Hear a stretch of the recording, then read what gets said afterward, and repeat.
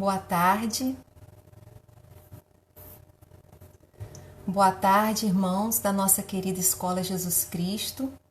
Esse encontro que acontece nas tardes de terças, quartas e quintas-feiras, às 16 horas, faz parte do serviço Irmãos de Célia Lúcius.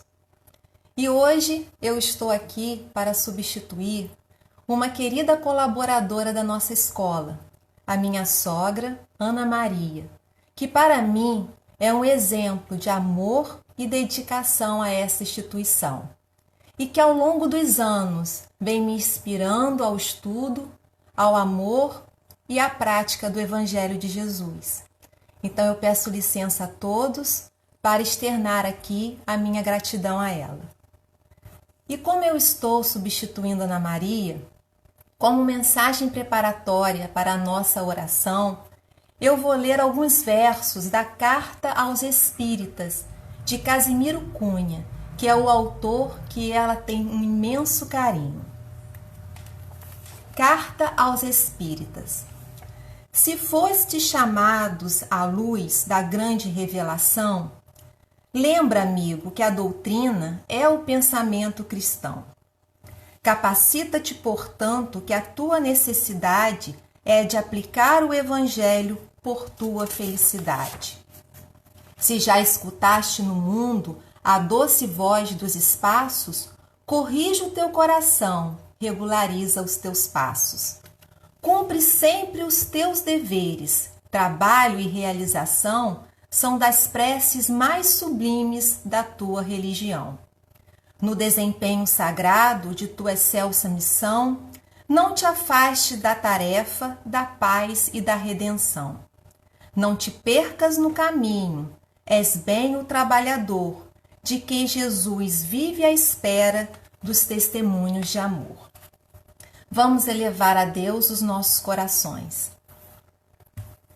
Deus, nosso Pai de misericórdia, Jesus, nosso Mestre e Salvador, estamos aqui mais uma vez reunidos em Teu nome, nesse serviço de esclarecimento do Teu Evangelho.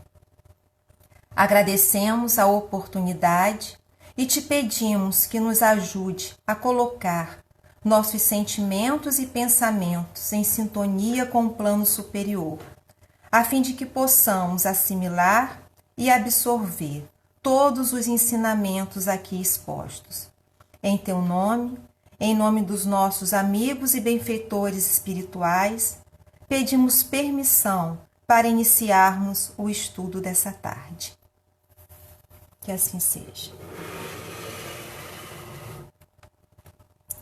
A mensagem que nos foi dada para o estudo dessa tarde se chama Não Tiranizes e encontra-se no livro O Pão Nosso de Emmanuel. É a mensagem de número 143. Mas antes de lê-la, eu gostaria de fazer algumas observações. Essa mensagem é uma interpretação de Emmanuel para o versículo 33 do capítulo 4 do Evangelho de Marcos. Está escrito assim: E com muitas parábolas semelhantes, lhes dirigia a palavra, segundo o que podiam compreender. Marcos fez essa observação após Jesus, em seu grande ministério na Galileia, ensinar o seu primeiro grande grupo de parábolas, que foram a parábola do semeador, a parábola da candeia, a parábola da semente, a parábola do grão de mostarda. No comentário bíblico Moode, há uma informação muito importante para entendermos esse contexto.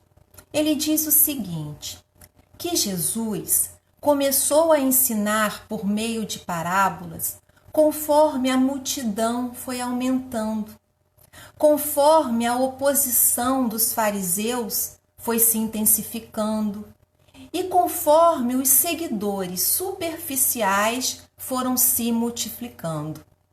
E Marcos, no início do capítulo 4, no seu evangelho, ele descreve esse contexto que o Moode nos fala, dizendo o seguinte: E outra vez começou a ensinar junto do mar. E juntou-se a ele grande multidão, de sorte que ele entrou e assentou-se num barco sobre o mar, e toda a multidão estava em terra junto do mar.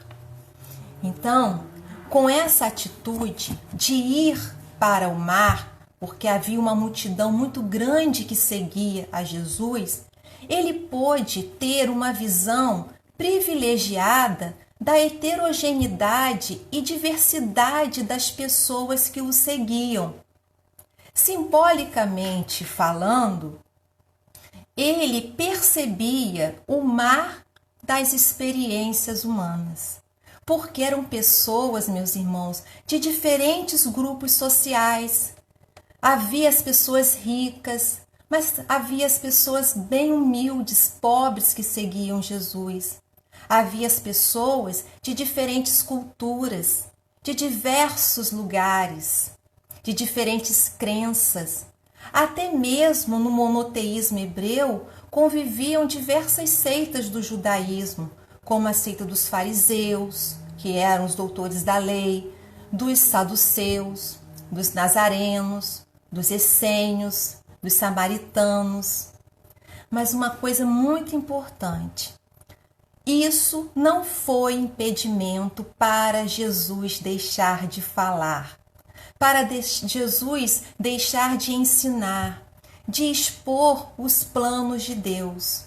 Jesus falava para todos conforme podiam compreender. As parábolas eram faladas para aqueles que podiam compreender. E essa compreensão que Jesus fala não é uma compreensão intelectual daqueles que eram os mais inteligentes, então esses saberiam. Não, porque se fosse assim, os fariseus, que eram os doutores da lei, o compreenderiam. Mas as parábolas, elas vêm do coração.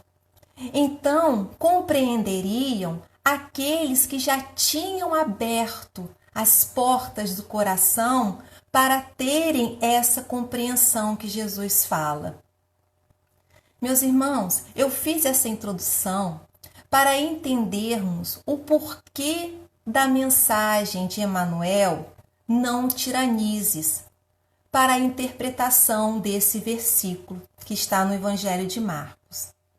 Emmanuel chamará a nossa atenção de como tem que ser a nossa comunicação com o próximo, que é muito diversificado também.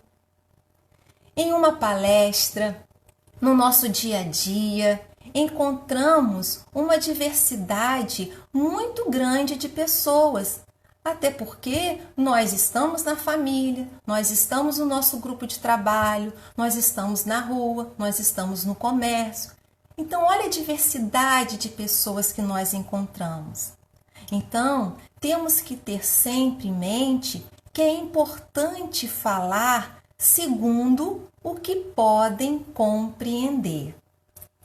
Mas aí, muitos irmãos podem pensar: então esse estudo de hoje à tarde não é para mim, porque eu não estou no serviço de falar, eu não estou no serviço de pregar. Meu serviço é outro, eu estou na parte administrativa. Ou tem pessoas que estão na parte da costura, ou tem pessoas que estão no tomar conta do espaço, tem pessoas que estão na cozinha, cozinhando. Então, se eu não falo, esse estudo de hoje à tarde não é para mim. Esse pode parecer um pensamento lógico, mas não é. Todos nós, independente de estarmos no púlpito ou numa sala de aula, estamos sempre entrando em sintonia com alguém. Durante uma simples conversa no trabalho, junto aos amigos, na nossa família, há sempre uma permuta de vibrações, há sempre uma permuta de ideias, há sempre uma permuta de sentimentos. Emmanuel, na mensagem intitulada Colaboração, que se encontra no livro Roteiro, ele afirma que cada criatura é uma peça significativa na engrenagem do progresso. No livro Fonte Viva, no capítulo 58, ele também afirma: a vida de cada criatura consciente é um conjunto de deveres para consigo mesma, para com a família de corações que se agrupam em torno dos sentimentos e para com a humanidade inteira. Então, meus irmãos, a todo tempo nós somos instrutores. Pregar é revelar a grandeza dos princípios de Jesus nas próprias ações diárias. Qualquer atitude nossa deve ter o sentido de despertar, de atrair o interesse daqueles que já estão predispostos a ouvir, daqueles que já podem compreender a palavra. A pregação de Jesus mesmo não foi apenas pelas palavras que ele usava, mas, sobretudo, pelos exemplos que ele soube ilustrar. Nós temos o apóstolo Paulo. O apóstolo Paulo era um grande orador, mas se não fosse os exemplos do apóstolo Paulo, ele não seria o apóstolo dos gentios. Então, meus irmãos, aqueles que não estão no serviço da fala podem ensinar por meio de suas atitudes. Então, vamos ouvir o que Emmanuel fala na mensagem Não Tiranizes. Na difusão dos ensinamentos evangélicos, de quando em quando encontramos pregadores rigorosos e exigentes. E o que vem a ser uma pessoa que tem um temperamento rigoroso? É aquela que demonstra um certo grau de intransigência, de severidade, de austeridade. Geralmente, são pessoas que trazem os sentimentos e os pensamentos cristalizados, que não querem mudar, que têm a sua opinião e é aquela opinião e pronto. Semelhante anomalia não se verifica apenas no quadro geral do serviço. Olha só o que Emmanuel diz. Com a palavra anomalia, Emmanuel quer nos mostrar que ser intransigente é uma condição anormal na pessoa que se presta a difundir os ensinamentos evangélicos, que é todos nós, né? Porque nós estamos chegando à conclusão que não é só pela palavra, é por meio das nossas atitudes também que somos, né, essas pessoas que vão difundir os ensinamentos evangélicos. Então, é uma anomalia nós termos esse rigor, esse pensamento cristalizado. E o professor Clóvis, numa pregação que ele fez da parábola do semeador, que foi postada no nosso grupo, é só vocês buscarem lá atrás, há 3 semanas atrás, nessa pregação, o professor Clóvis, citando Gandhi, ele disse que Gandhi não se envergonhava de dizer que ele modificava o seu pensamento. Por quê? Porque ele estava sempre buscando Deus. Não se agarrava às estradas percorridas. Queria dizer, às ideias cristalizadas. Ele buscava novas luzes, novos céus, novas terras.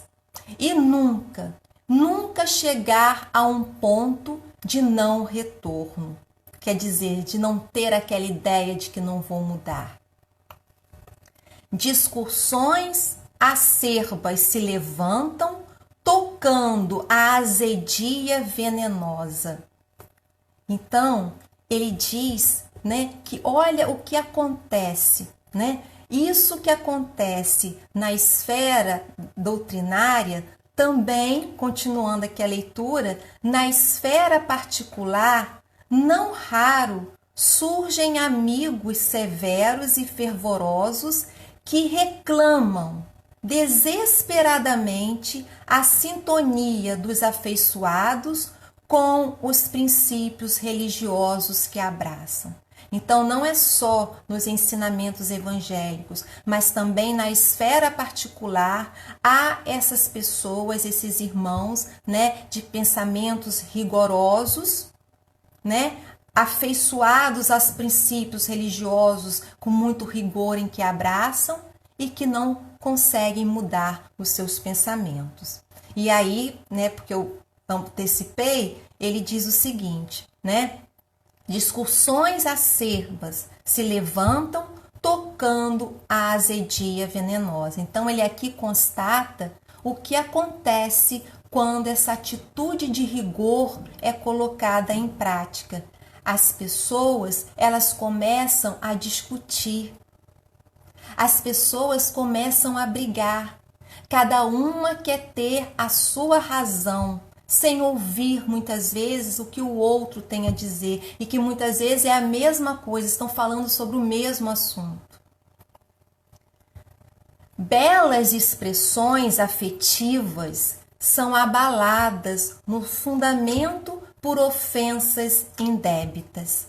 Então, com as discussões, não há espaço para a afetividade. Emmanuel constata que ela fica abalada nos fundamentos, quer dizer, na estrutura, na base. O padrão vibratório que se estabelece é um padrão de negatividade, abrindo então a sintonia para a influência dos planos inferiores. Por isso é que Emmanuel fala, as expressões afetivas, quer dizer, aquelas palavras carinhosas que eram trocadas, elas são trocadas por ofensas indébitas. Ofensas é quando você está falando mal, falando aquilo que o outro não quer ouvir. E ofensas indébitas quer dizer ofensas imerecidas. Quer dizer que a pessoa nem merece ouvir aquilo, porque muitas vezes são até ofensas falsas. Jesus, no livro, nós sabemos disso pelo livro no livro Boa Nova, de Humberto de Campos. Ele, na hora que ele vai orientar os seus discípulos, Humberto de Campos nos relata que Jesus fala o seguinte, que não deixasse penetrar-se no centro de discussões estéreis que não edificavam o coração. Então, esse é o conselho de Jesus aos seus discípulos, que não penetrassem no centro de discussões estéreis que não edificam o coração. E essas discussões, elas geram um estado de estresse muito grande. E aí o estresse é um dos fatores que levam o organismo a liberar cada vez mais cortisol no sangue. O cortisol, ele é um hormônio que todo o nosso corpo tem, que é necessário. Mas o excesso desse hormônio causa inúmeros problemas de saúde. E que coisa interessante, olha o que Emmanuel colocou aqui, discussões tocam a azedia venenosa. E o que é o veneno? É veneno, aquilo que faz mal ao nosso corpo? Quer dizer, então, é essa agitação liberando esse cortisol que, em excesso, vai trazer danos à nossa saúde. Continuando. Contudo, se o discípulo permanece realmente possuído pelo propósito de união com o Mestre, tal atitude é fácil de corrigir. Então, meus irmãos, nessa frase, Emmanuel vem nos trazer esperança, dizer que existe um caminho, apesar de sermos ainda espíritos imperfeitos em um mundo de expiação e de provas, suscetíveis a muitos erros, inclusive de ser essa pessoa rigorosa com o outro, temos que permanecer possuídos pelo propósito da união com o Mestre, porque aí será fácil de corrigir a nossa atitude e mudar. o professor Clovis nos diz na sua terceira mensagem que tudo se modifica para o melhor quando nos voltamos para Jesus. E como? A resposta está escrita em Romanos 12. Transformai-vos, renovando a vossa mente. Nós somos os agentes de transformação de nós mesmos. Nós somos a nossa cura. Porque uma verdade que nos conforta é saber que todos nós trazemos os códigos divinos da perfeição inscrito em nossa consciência espiritual. E para acessar esses códigos divinos, é necessário que busquemos meditar. Hoje todo mundo fala em meditação, mas Jesus meditava, então a meditação é algo conhecido há anos, há milênios atrás. Tem gente que acha que é difícil, mas não.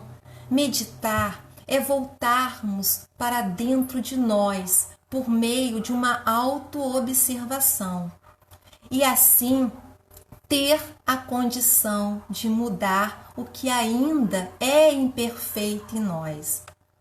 Para que alguém sinta a influência, como Emmanuel disse, santificadora do Cristo, é preciso retificar a estrada em que tem vivido. Não pode continuar por aquele mesmo caminho, que pela constatação da meditação, da autoavaliação, está se vendo que está errado.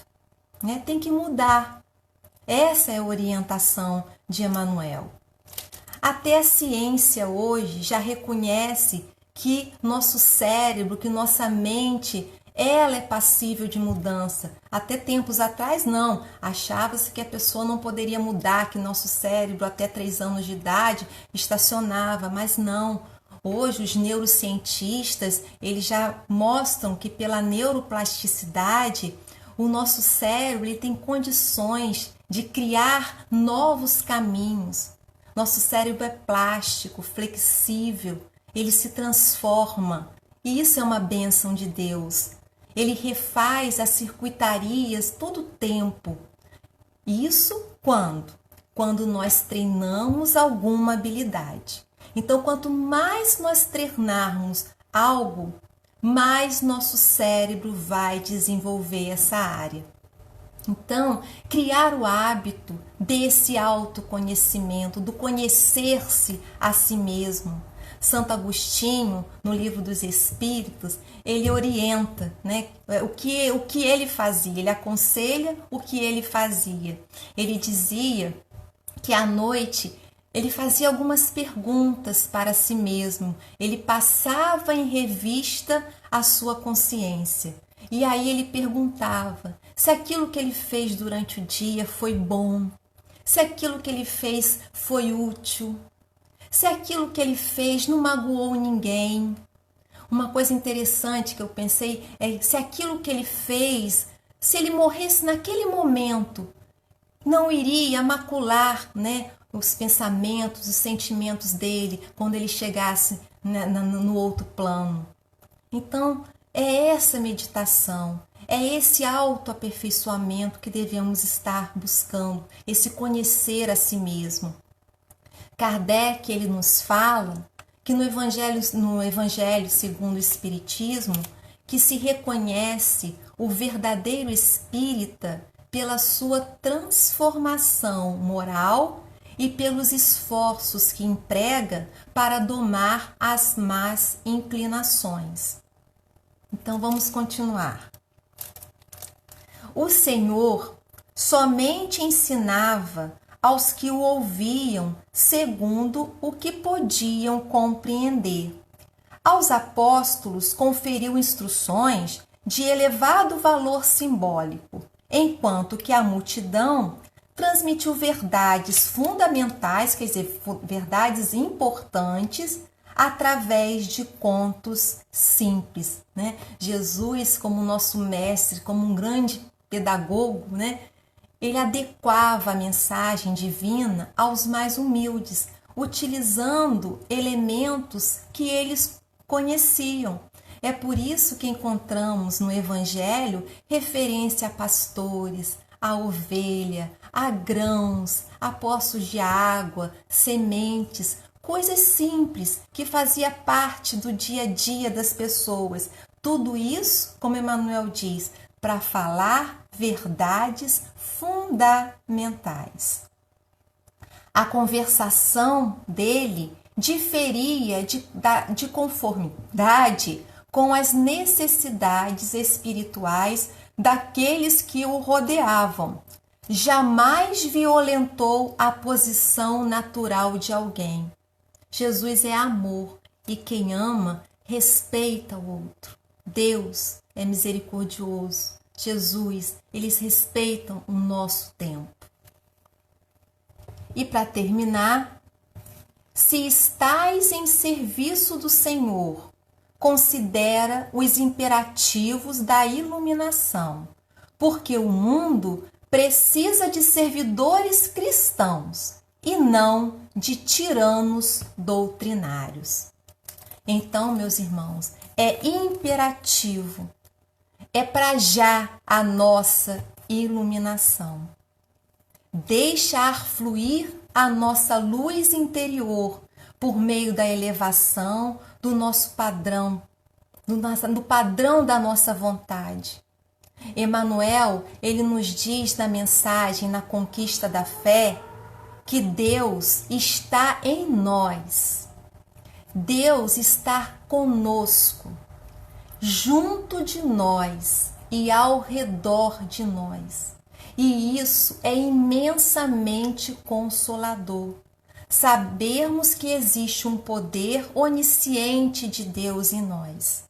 Mas, para senti-lo e encontrá-lo, temos que estabelecer essa disciplina de reeducarmos a nós mesmos. Não é fácil, porque o nosso homem velho habita em nós há muitos e muitos anos. Mas Emmanuel nos fala que Deus nos renova diariamente a oportunidade de reerguimento. E é essa oportunidade que nós temos que nos agarrar.